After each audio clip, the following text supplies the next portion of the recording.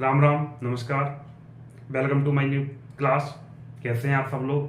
आशा करते हैं आप सब लोग अच्छे होंगे और भगवान से प्रार्थना करते हैं कि आप सब लोगों को अच्छा रखे। चलिए आज से हम लोग अपनी क्लास स्टार्ट करते हैं। सबसे पहले हम लोग स्टार्ट करेंगे व्हाट इज इंग्लिश। बड़ी कॉमन सी बात है। अब आप सब लोग सोच रहे होंगे कि ये क्या बता रहे हैं, व्हाट इज इंग्लिश, ये तो बहुत छोटी सी, आप सब लोग जानते हैं। हाँ, it's true, English is a language, English एक भाषा है। लेकिन छोटी सी बात जरूर है, लेकिन सीखना तो हमें इसी को है ना। तो हम लोगों को सबसे पहले इसी को जानना है कि आखिर ये क्या है। तो जानते तो सभी लोग हैं, लेकिन हम अपने तरीके से एक बार आपको बताना चाहेंगे और हम एक और आप लोगों को हम बेस से स्टार्टिंग से एक एक चीज बताएंगे।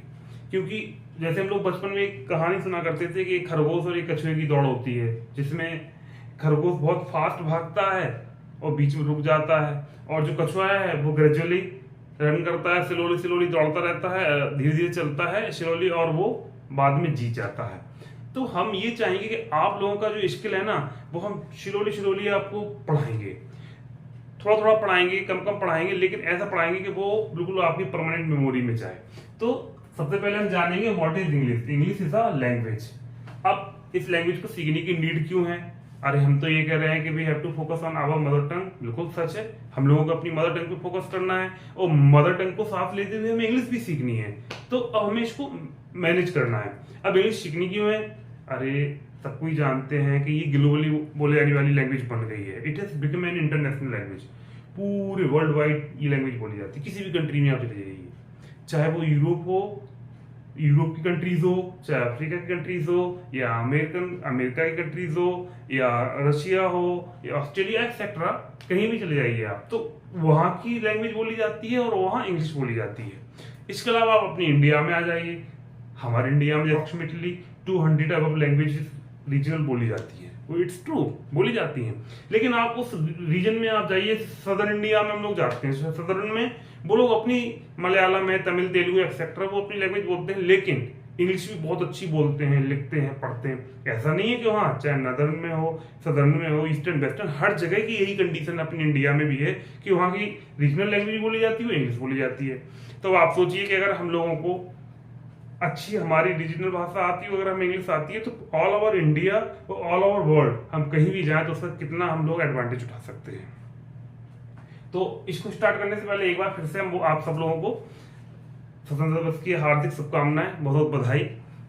आप सबको, हमारे समस्त देशवासियों को बहुत बधाई। और हमारे देश के जो लोग अब्रॉड में रहते हैं, अब्रॉड में रह के हमारे देश का नाम रोशन कर रहे हैं, जो कुछ लोग जो है ना अब्रॉड स्टडी करने चले जाते हैं, फिर वहीं सेटल भी हो गए हैं। ऐसा नहीं है कि वो इंडिया से आते नहीं, इंडिया में आते हैं, उनके पेरेंट रहते हैं, सब कुछ है। इसके अलावा भी वो वहां भी अपने देश का नाम रोशन कर रहे हैं। ये बड़े गर्व की बात है सब लोगों के लिए।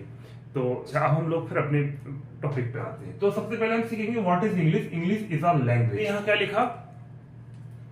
ABCDEFGHIJKLMNOPQRSTUVWXYZ। तो हमें यहाँ क्या दिखना है? ये तो बड़ी कॉमन सबको आती है। अभी क्या ये मत सोचना कि क्या ABCD सिखा रहे हैं तो आप घर में भी सीखते हैं, ऐसा नहीं है। एक ही मैनर है, जब कुछ हम स्टार्ट करने जाते हैं तो वो उसको जीरो से ही पढ़ानी होती।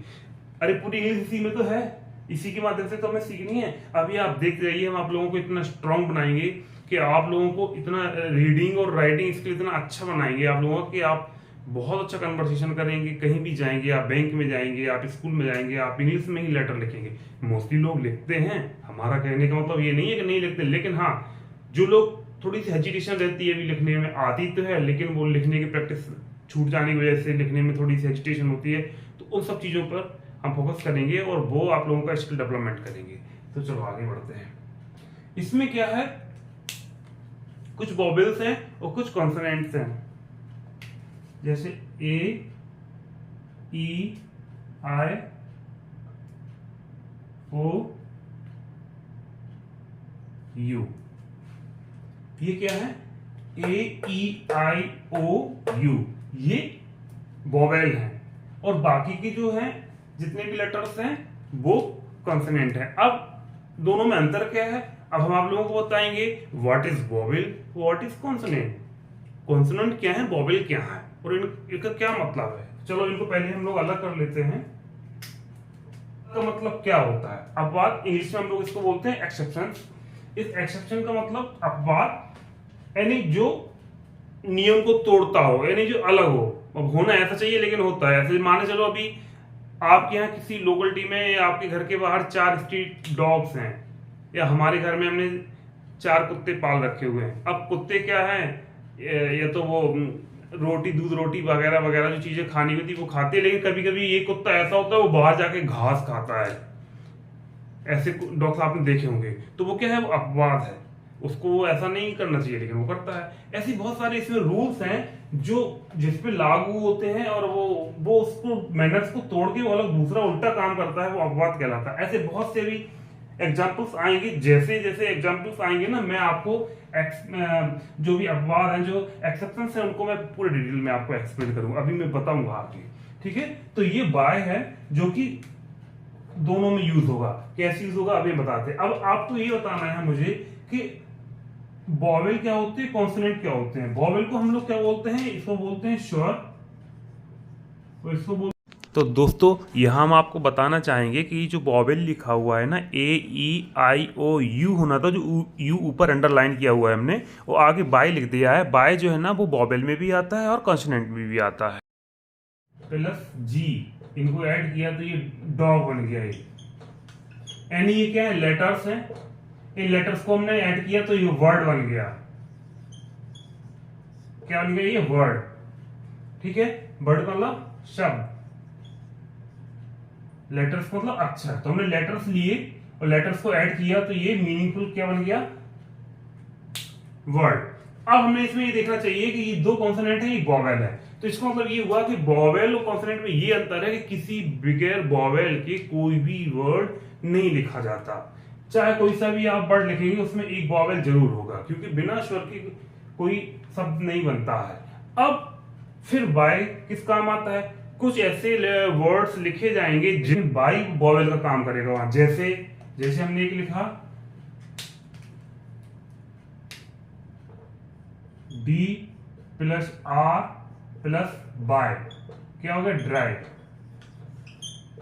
अब ये देखो वर्ड तो बन गया ड्राई, ड्राई में सूखा हुआ, ठीक है, लेकिन इसमें वॉवेल नहीं है। लेकिन वॉवेल है कौन, वाई इसमें वॉवेल का काम कर रहा है। ऐसी क्राई, किराई में भी सेम है, CRY, तो इसमें देखो ये किराई है लेकिन इसमें वॉवेल नहीं है, लेकिन बाई जो है ना वॉवेल का काम कर रहा है। ऐसे रिदम, रिदम देखिए आप, RHYDHM रिदम है, इसमें कोई वॉवेल नहीं है लेकिन इसमें वाई है। वाई जो है ना, इतना क्लियर हुआ सर, इतना कॉन्सेप्ट क्लियर हुआ, अब समझ में आया। अभी मैंने जो बताया फिर से मैं एक बार रिपीट कर दूं।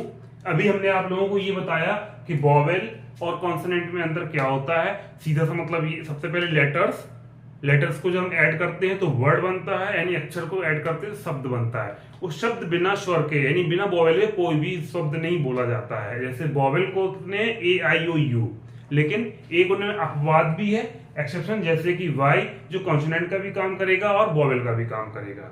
ठीक है, इतना क्लियर हुआ।